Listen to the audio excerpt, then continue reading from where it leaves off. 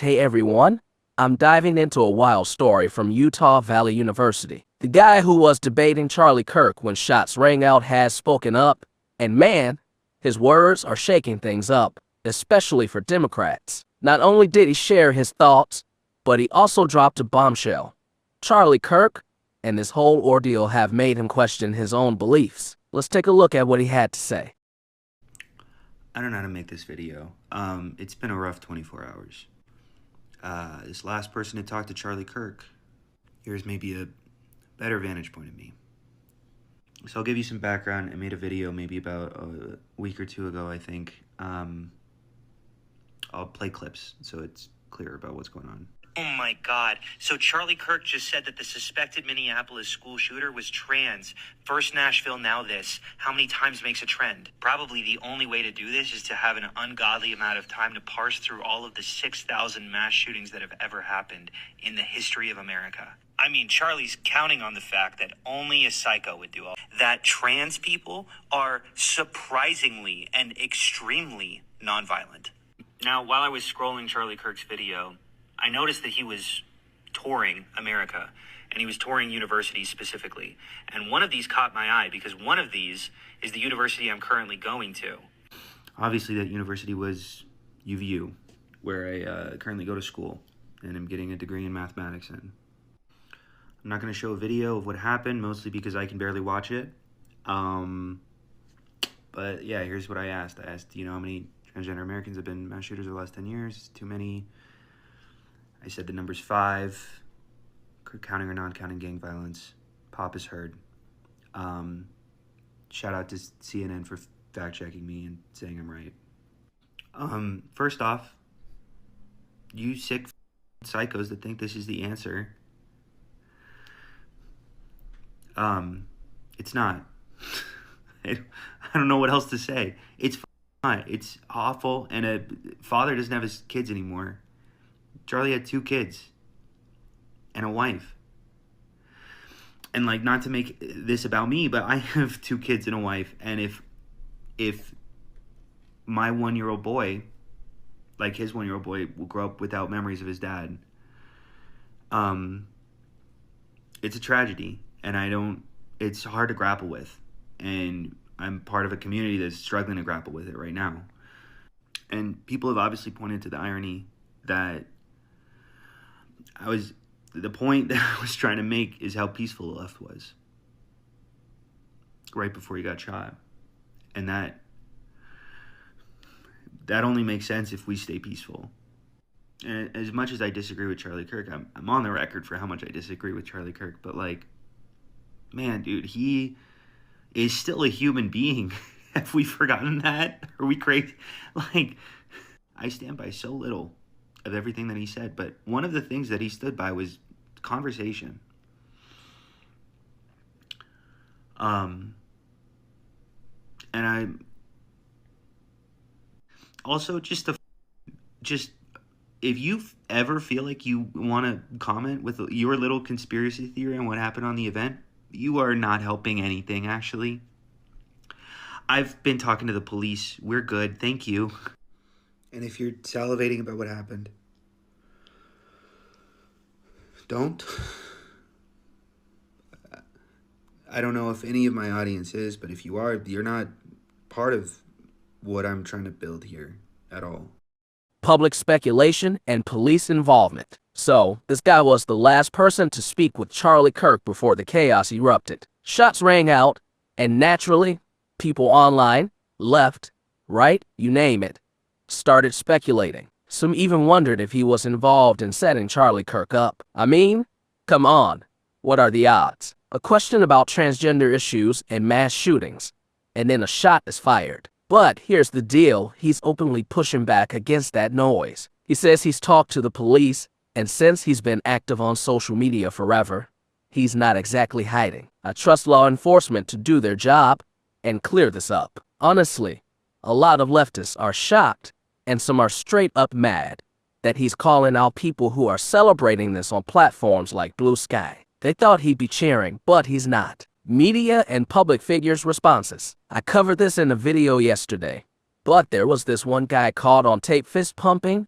and grinning right after Charlie Kirk was shot, while everyone else was diving for cover. Secret Service, teachers, professors, even the dean at Middle Tennessee State University, dozens of people have been fired over their reactions. But here's a sliver of hope. Even in deep blue New York City, on the 9/11 anniversary, President Trump got a huge round of applause at Yankee Stadium. It hit me hard. People can still come together. There are good folks on both sides, and we're seeing it play out. Even The View, as left-leaning as they are, has something surprising to say about Charlie Kirk. I hope it doesn't have a chilling effect, whether you're left or right, on your ability to speak your mind. I know the one thing we all agree about on this table, we all share our viewpoints, and we should be able to do that without fear. Well, that's our bread and butter here. So, of course, it's very important. I agree with everything you're saying. Well, and also, although we don't all align with his views, what I deeply aligned with was he said, when we stop talking, that's when things get bad. The irony of a man who would go across the country to college campuses, that's the pinnacle of thought differences. It's where you're supposed to have conversations, would go, and his series was called Prove Me Wrong.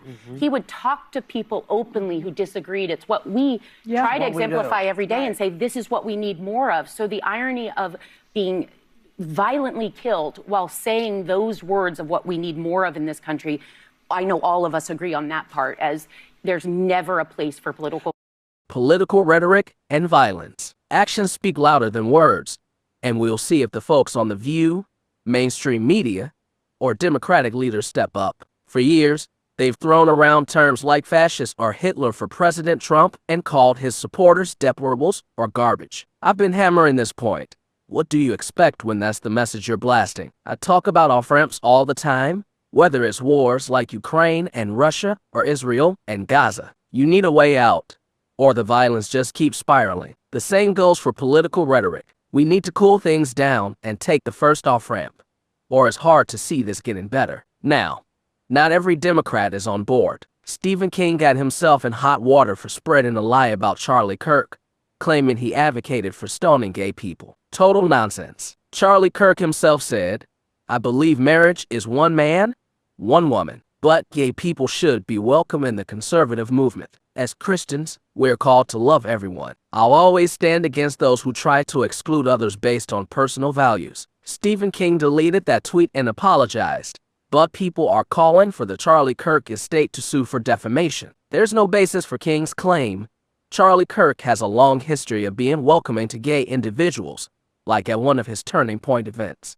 Gay conservative, and I just want to ask you, what do you have to say for people like me who kind of feel like, I guess, it's kind of hard for gay conservatives because there's not a lot of us, so like, what do you have to say to other gay people who need to realize like they do have a choice? Yeah, first of all, welcome to the conservative movement. I don't think you should introduce yourself just based on your sexual attractions. No, I agree. I like, because that's not who you are. I like to be thought of as a person, and for sure, you are a complete human being, and I'm sure you treat people well, and you're studying something. So I want to get away with this idea that you're gay anything. I just think that we have gone a long way in the negative direction in this country, where we act as if the most important part of your identity is what you do in the bedroom. It doesn't mean that much to me, but if you ask from a perspective as a Christian, I don't agree with that lifestyle, but politics is about addition and multiplication. I imagine you agree with a lot of what we talk about. Absolutely. Right? Strong borders, strong country, and for that, we welcome hypocrisy and media narrative. CNN's been saying is hypocritical for the right to mourn Charlie Kirk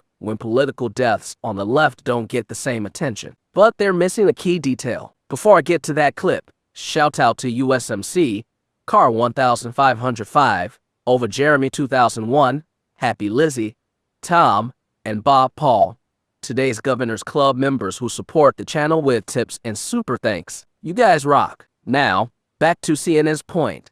They can deny it all they want, but a left-wing extremist, appointed by Tim Walz to work for Minnesota, assassinated a Democratic state representative just months ago. This person had no King's protest posters in their car, referring to President Trump as some authoritarian dictator. Does that sound like a conservative to you? Hardly. The left downplayed that tragedy because it was one of their own. Conservatives were outraged too, by the way, calling out the violence. Charlie Kirk, being a national figure, naturally gets more attention. It's not about cherry picking or hypocrisy.